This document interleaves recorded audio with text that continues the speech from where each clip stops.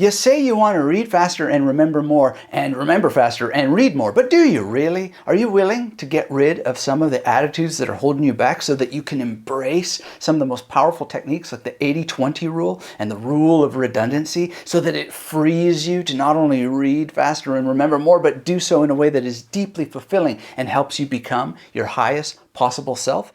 Well, let me tell you, I once rejected this ability by getting afraid of a puzzle at the beginning of Gödel, Escher, Bach. I didn't have the right mental attitude to embrace this text, and it frankly made me afraid, and I abandoned it. And it was 10 years before I came back to it and had the courage to actually finish reading the book. Now, this mental attitude that I'm going to explain later is very, very important because it's probably holding you back to not have the correct mental attitude. And this is really, really sad because Gödel, Escher, Bach shares with so many other books a central characteristic that causes people to give up too soon, which is that it has a puzzle that takes time to explain. And the joke was on me because I didn't even realize that the puzzle that scared me off so easily, so quickly, actually, the author later explains, can't be solved.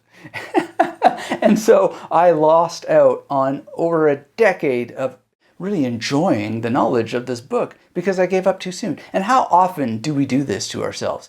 We give up too soon. And so when I realized this, I was reminded of something that I knew all along, which is when you pick up something and you read it, you've got to keep reading. You can't just give up at the first sign of trouble. And it reminds me of Kafka's Before the Law. Have you ever read Kafka's Before the Law? If not, I highly recommend after you watch this video to go and read it and then come back and watch this video again, because Before the Law is something that helps us understand the many ways that we try to approach the gate of knowledge, and then one little guard says, I'm sorry, but you can't enter here. And then we say, oh, okay, then I won't, right? But we still want the law. So we sit outside of the gate of law, obeying this person who said that we couldn't enter there. And later we discover, as you discover in Before the Law, it was just a dude saying that you couldn't, but the door was open and you could have walked through it any old time, just as I could have just continued reading this book any old time. So one of the key things to do is to realize that we all give up too soon and we start to tell a little story. And the story is, it's too hard, the book's too long, it's gonna really challenge me and I'm not ready yet for this knowledge. And the reality is you might not be, but the new mental attitude that you can embrace that will transform you so much, so quickly is this. It is that you read so that you might understand. And if you don't understand now, this is precisely the reason why you're reading. And I'm not saying that you should bang your head against the wall and try to read books that are above your level, etc. But I am saying that you might want to keep going because you might have understood it better than you thought. And you might be able to find out, as I did, that actually the thing that was frustrating you for a reason, because it was an intentional obstacle put there by the author to help you understand a key point later, a point that could change your life. And if you don't persist, if you don't walk through that door, you're locking yourself out of realization that was 2 feet away. Now, what does this attitude of reading so that we might understand have to do with the 80-20 rule? Well, the 80-20 rule can mean a lot of things. It's based on and influenced by the Pareto principle, for example, which I highly encourage you to educate yourself about. It is, in this sense, the idea that 80% of the value, the meaning of a text is really just in 20% of the words. Is it exactly an 80-20 distribution? No, it could be 10-90, it could be 75-25, whatever. The point is that a very, very small amount of a text contains the large meaning. So you could think about this as the difference between the deep structure, the meaning that the words are pointing to, and the surface structure. And that surface is very, very large. It has thousands upon thousands of words, but only a certain percentage of them actually contain the holes that you fall down through to get to the big meaning. For example, if you think of rhizomes, well, rhizomes may only have little things that appear on the surface, but underneath there's this vast network of connections, and the bulbs, they can pop up spontaneously in vertical and horizontal and diagonal directions, never explicitly connecting with each other in a way that's quite like the way the neurons in your brain don't necessarily need to touch in order for positive and negative ions to flow through them and deliver you the things that you've memorized when you're trying to recall information. So the way that we apply this to our reading is realizing that if we just keep going, most of the words that we're going through are going to help contribute to that meaning, but it's going to be only a very small amount of them that actually lead to this realization. And so if we get hung up on very small parts of books and allow them to dissuade us, well, then we are missing the forest for the trees. We're never going to get to that deep structure.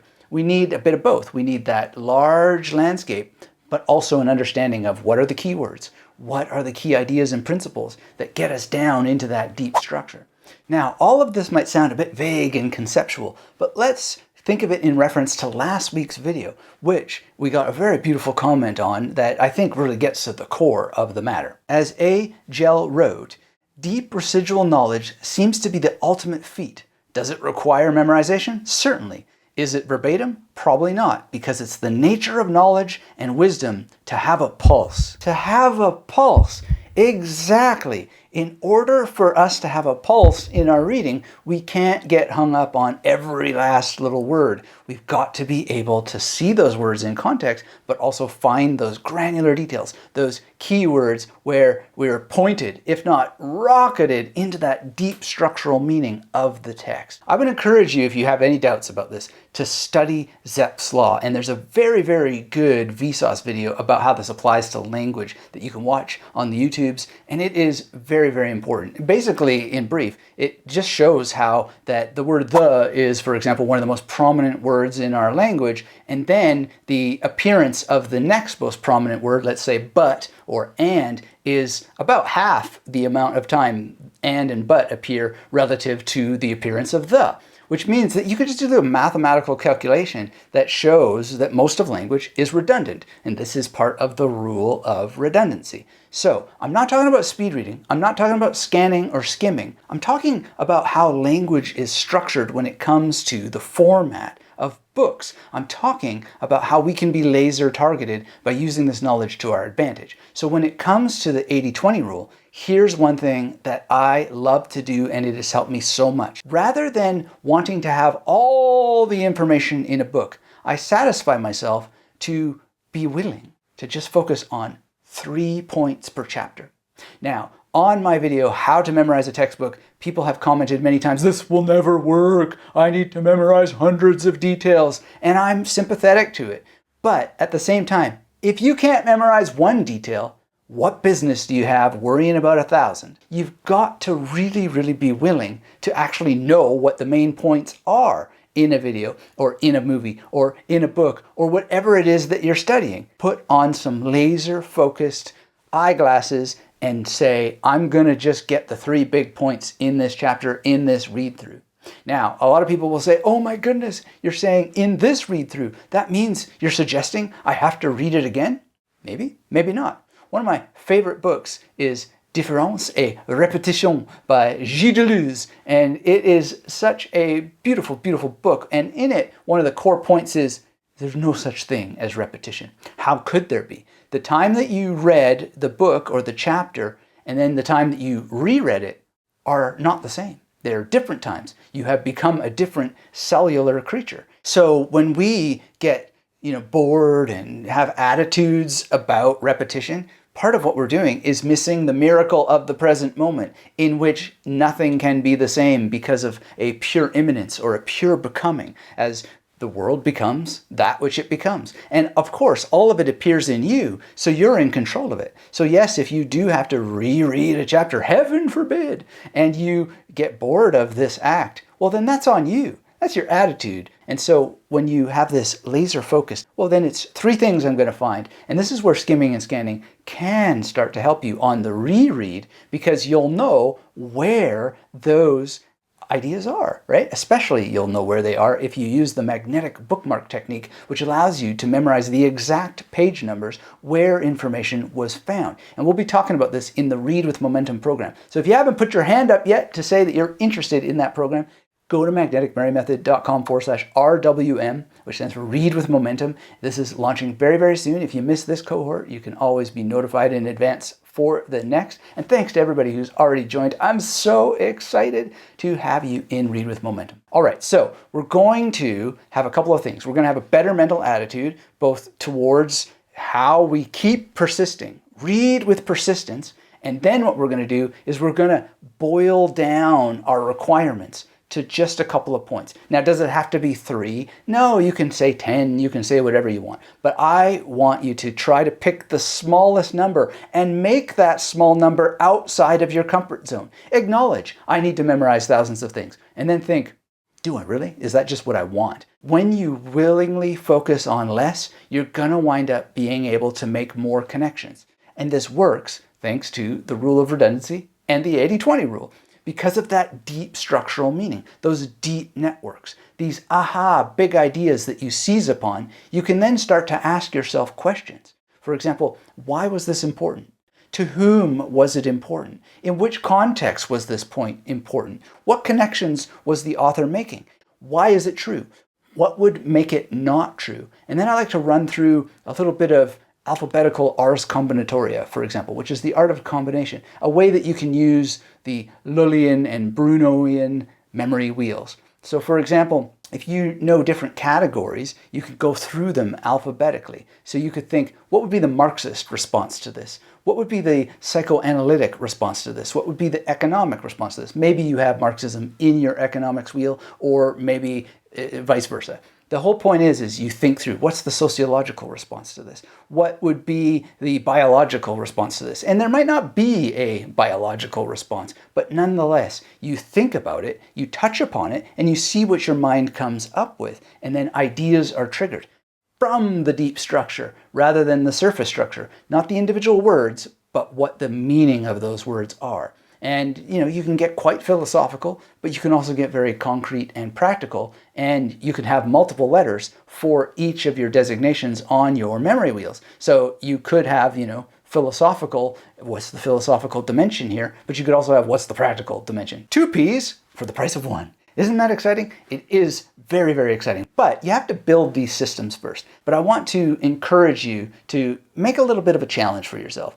Take a book that you've been afraid of and then dive into it as completely as possible. And I am talking about reading it word for word, but also with the mindset that you're just going to take away 3 points per chapter, 3 to 5, pick your own number, just make it as so small that you're uncomfortable with it and that this is just beneath you at some level, because chances are it's not beneath you and you do need to use memory techniques even to remember those points. And then I want you to put them into memory palaces, and I want you to roll them around using the magnetic memory method patterns of recall rehearsal, and then I want you to go in your mind throughout the day and ask questions. The questions that I've already mentioned in this video. Go back, rewind if you have to, and start to write them out, but also keep a mind towards creating your own questions. Develop your own inquiry style into the things that you're reading, and turn it into a habit that you automatically just start questioning as you're reading, which will help you make even more connections from chapter to chapter. Now, the other thing that I want to suggest related to the 80-20 rule that is very, very powerful is to call out references and apply an 80-20 analysis to them. So most intellectual books, scholarly books, heck, even novels will often refer to other books. And I want you to keep track of some of them. And often it's very easy. They'll have massive bibliographies in the end, which are lists of all the books that were used as research to help the author formulate what they're talking about in this book. And I want you to read that list, and I want you to decide to read 2 to 3 of the books that are referenced in that core book. And this creates a kind of fold, a feedback loop that grows the context. Because content may be king, but it's the context that is God. So by applying an 80-20 analysis and reading some of the things that the authors refer to, you are expanding that context, which helps you create even more connections. Now, obviously this taps out at a certain point. You want to avoid topic exhaustion. You want to avoid decision anxiety. So I just encourage you to do it with a spirit of play, to do it in a way of experimentation, and don't take it too seriously, But by having this rule of less is more, you're going to find that your context expands, and you're going to start to understand the history of a topic. You're going to start to understand some of its contextual and conceptual borders, and you're going to see how that it really connects with other disciplines, other fields, other genres. And this becomes very, very exciting because you begin to see how the surface structure of things, the words that we use, point to structures that are deeper than the words. They are, to quote Eckhart Tolle, beyond name and form, so that you are connected with knowledge itself. And for more on connecting with knowledge itself, watch my video on how did ancients deal with entire texts next.